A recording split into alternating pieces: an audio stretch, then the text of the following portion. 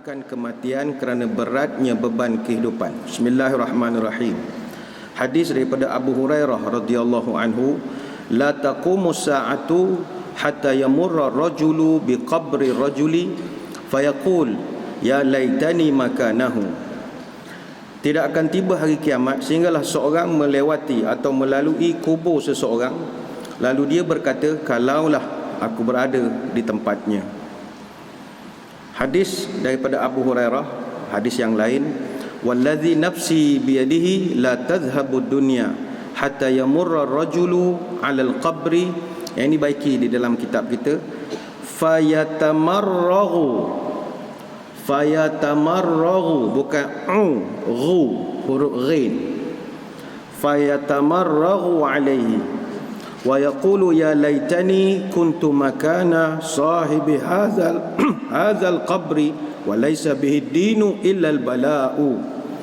Demi zat yang jiwaku berada di tangannya, dunia ini tidak akan lenyap hinggalah seorang melalui satu kawasan perkuburan. Kemudian dia berhenti dan berkata, andai kata aku berada di tempat penghuni kuburan ini. Dia mengatakannya bukan kerana agama, tapi kerana dahsyatnya cobaan. Hadis dalam Sahih Muslim. Dalam kitab Faidul Qadir jilid ke-6 muka surat 418 dicatatkan kata-kata Ibnu Mas'ud. Yang ini dalam kitab tak ada matan, ni syairnya ataupun kata-katanya. Akan datang kepada kamu satu zaman di mana jika salah seorang di antara kamu mendapati seandainya kematian boleh dijual, nescaya dia akan membelinya. Sebagaimana dikatakan, wa hadzal 'aisyu ma la khaira fihi ala mautun yuba'u fa ashtarihi. Tidak ada kebaikan pada kehidupan ini. Adakah kematian yang dijual sehingga aku boleh membelinya? Nabi mengkhabarkan akan terjadi kesengsaraan dan kepedihan yang menimpa manusia sehingga mereka mengharapkan kedatangan Dajjal. Hadis daripada Huzaifah radhiyallahu anhu muka surat 163. Yang ni juga ada nak kena betulkan sedikit. La ya'tiyanna, tambahkan lam di hadapan. Dalam kitab terjemahan ni ya'ti saja, tambahkan lam. La ya'tiyanna, selepas huruf ya tambahkan huruf nun, ada sabdu. La ya'tiyanna ala ummati, bukannya nas, tukarkan an-nas kepada ummati. La ya'tiyanna ala ummati zamanun yatamannawna fihi dajjala. Qultu ya Rasulullah bi abi wa ummi mimma dzaka? Qala mimma yalqawna minal ana'i wal ana'i. Akan datang kepada manusia satu zaman di mana mereka mengharapkan kedatangan Dajjal. Huzaifah bertanya, ya Rasul, demi ayah dan ibuku sebagai tebusan. Mana dia bersumpah. Kenapa itu terjadi? Baginda menjawab, kerana kepedihan yang mereka rasakan. Hadis riwayat At-Tabrani. Nanti kita sampai kepada tanda besar kiamat, tuan-tuan akan tengok macam mana Dajjal, fitnah dan keluar biasaannya, khawarijud Dajjal, khawarikul Dajjal. Dajjal ni begitu luar biasa sekali dia punya kekuasaannya, sehingga kan orang tak tahan, orang berdoa supaya mati sajalah. Ada ketika itu dah tak berapa tahan. Dia Dajjal ni, tajuk ni akan datang, tetapi sayugia kita peringatkan juga, siapa orang yang paling suka Dajjal datang? Kaum wanita paling suka Dajjal datang. Masa ni dak lah anak cucu kita lah, anak cucu kita. Kata Umar Al-Khattab radhiyallahu anhu, yanzilu Dajjalu fi hadhihi sabkhati bimirqanata fayakunu aktsaru man yakhruju ilaihi an-nisa. Kata Umar, Dajjal akan turun di satu tempat di sebuah lembah di Mirqanah, dan majoriti pengikutnya, kata Umar, adalah wanita. Hatta inna rajula yarji'u ila hamimihi wa ila ummihi wa ibnatihi wa ukhtihi wa ammatihi fayusiquha ribatan makhafata an takhruju ilaihi. Hingga nanti sampai satu tahap seorang laki-laki terpaksa berlari balik ke rumah. Dia akan panggil isteri dia, mak dia, anak perempuannya, adik-beradik perempuannya, mak-mak saudaranya. Kemudian laki ni ikat semua mereka, tak bagi keluar rumah kerana khawatir makhafatan ayakhruja ilai, sebab mereka ni selok nak pergi jumpa Dajjal. Hadis dalam Musnad Ahmad dan telah ditahqiq oleh Syekh Ahmad Syakir. Tak dapat kita bayang ya, macam mana lah orang puan jadi suka ke Dajjal ni. Saya ingat Dajjal ni datang dalam bentuk handbag lah, agak lah kamu. Tak tahu je. Tak tahu, dia macam ketua kepala Black Friday, benda begitulah agaknya. Dia datang dalam bentuk Black Friday, 12 dia akan datang begitu. Dan Umar Al-Khattab sebut Mirqanah. Mirqanah ni satu lembah di Madinah daripada arah Taif. Sekarang dia dikenali sebagai Al-Jaraf, di sebelah utara Madinah. Ini akan datang, kita akan banyak bahaskan tentang Dajjal ini dan keluar biasaannya. Hadirin hadirat sekalian, barang perlu kita ingat, terdapat hadis yang melarang kita mengharapkan kematian, kecuali dikhawatiri iman kita tergugat. Itu baru dibolehkan untuk berdoa supaya mati. Kata Anas bin Malik, Nabi berpesan, la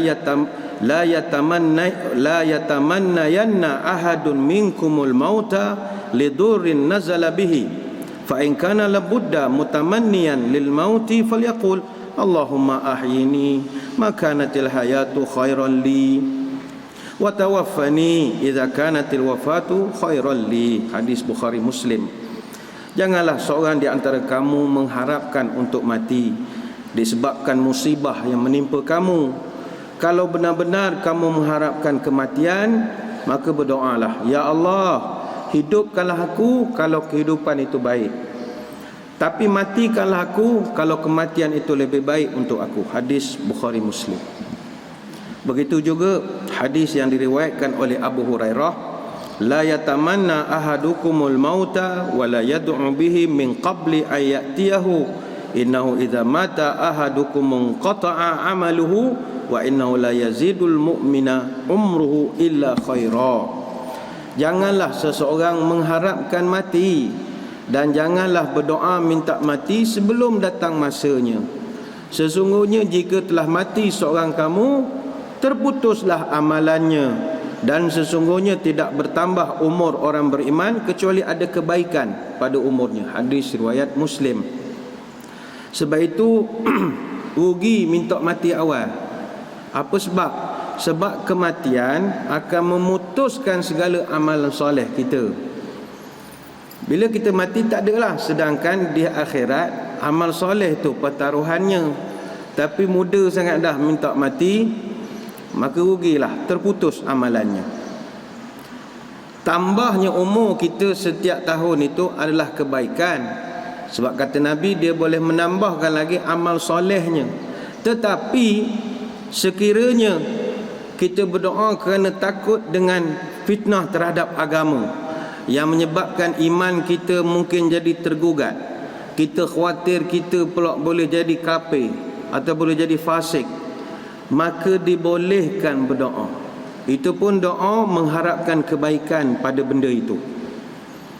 Sebab itu Nabi pernah mengajarkan doa sekiranya kehidupan ini sampai terkena fitnah agama. Allahumma inni as'aluka fi'lal khairat wa tarkal munkarat wa hubbal masakin wa an taghfirali wa tarhamani wa iza aradta fitnatan fi qaumin fatawaffani ghaira maftunin. Hadis Tirmizi. Nabi pernah berdoa, kata sahabat, ya Allah, aku minta kepadamu untuk aku senang buat kebaikan, tinggal benda jahat, sentiasa cinta orang miskin, engkau ampunkanlah aku, sayangilah aku, dan kalau engkau kehendaki berlaku fitnah, maka matikanlah aku dalam keadaan tidak terkena fitnah. Itu ada ajarannya. Tapi jangan pula kerana datang kuliah duha program kita ini, belajar tanda kiamat, nanti sampai bab tanda kiamat paling akhir sekali, bumi dilipat, langit jatuh berkeping-keping, bumi digegarkan sehingga ibu sedang menyusu anak campak anak kerana takut. orang yang sedang hamil ke gurat, kita dengar jadi takut. Lantas terus doa je supaya mati cepat. Ya Allah, janganlah aku tak nak tengok benda itu. Tak, jangan begitu.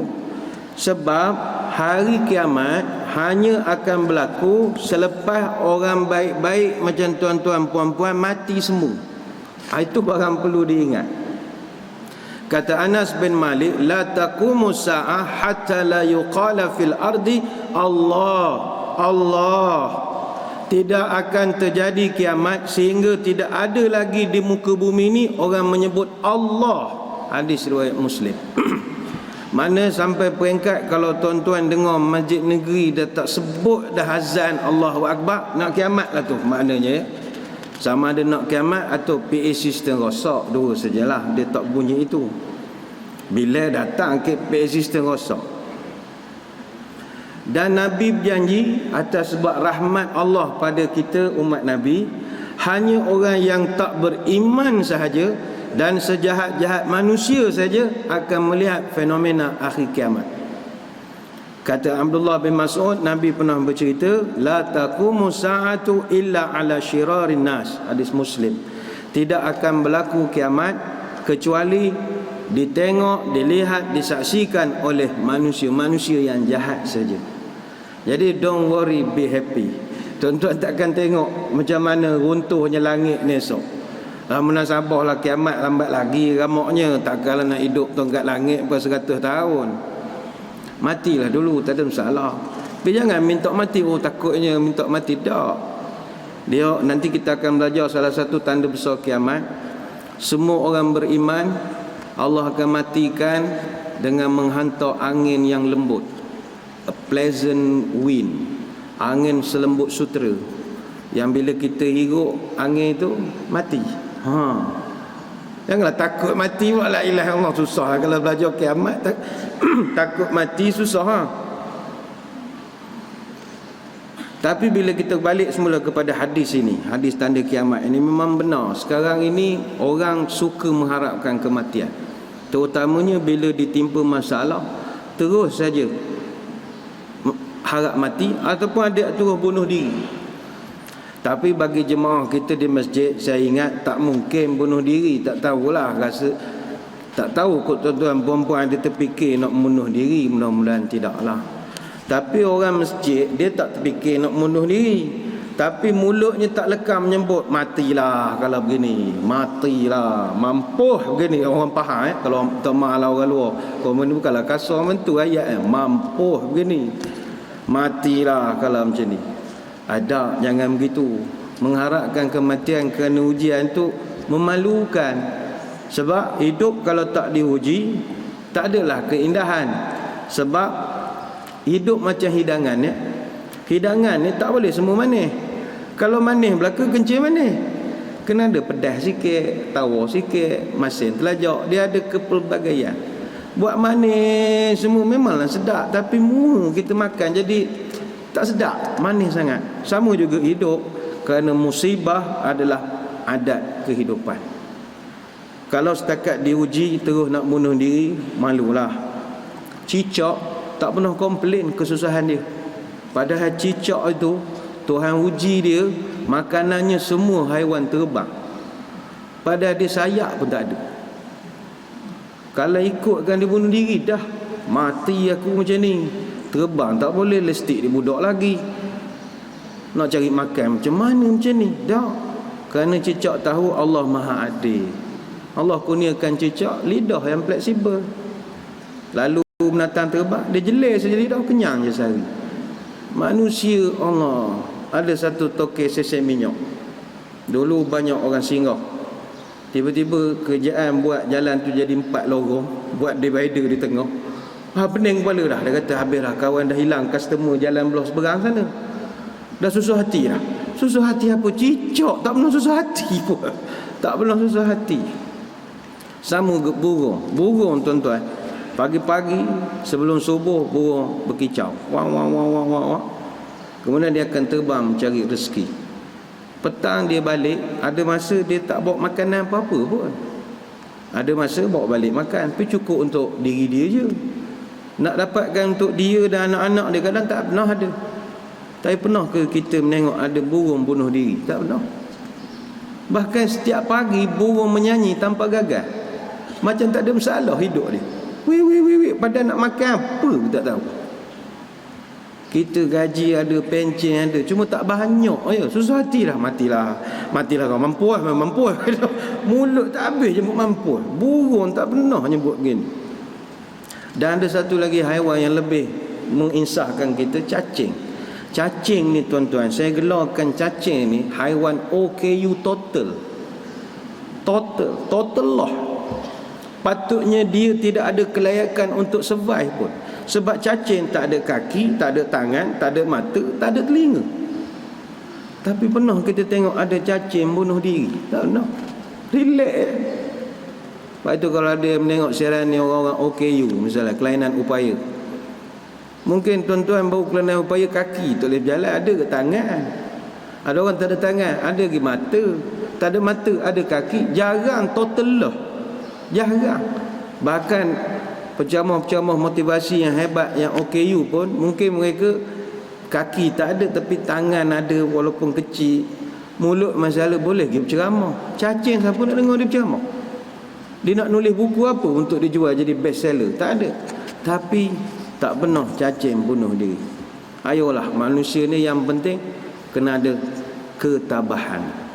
Manusia tabah, pantang baginya berkeluh kesah. Manusia tabah, biasa bersusah, tahan bermusibah. Manusia tabah, hatinya bulat, tekad tak pernah patah. Kalau manusia hatinya tabah, tahan bersakit, mahu bersusah. Tahan berhujan, mahu berpanas. Tahan bersusah, berpenat lelah. Tahan berlenjin, tak kering kain. Tahan berteruk, sepepak teluk. Tahan bersensudung, sepepak tanjung. Tahan berbagan, sepepak hutan. Tahan bertumang, berbedak arang. Tahan berkain, sehelai sepinggang. Tahan hidup, berkalang leher. Tahan mati, berkalang tanah. Tahan berhaus, mahu berlapar. Tahan merapah, semak dan berluka. Bekerja keras, berkering basah. Menjalankan tugas, tak pernah membantah. Itu sifat orang yang tabah. Selesailah tajuk yang ke-50.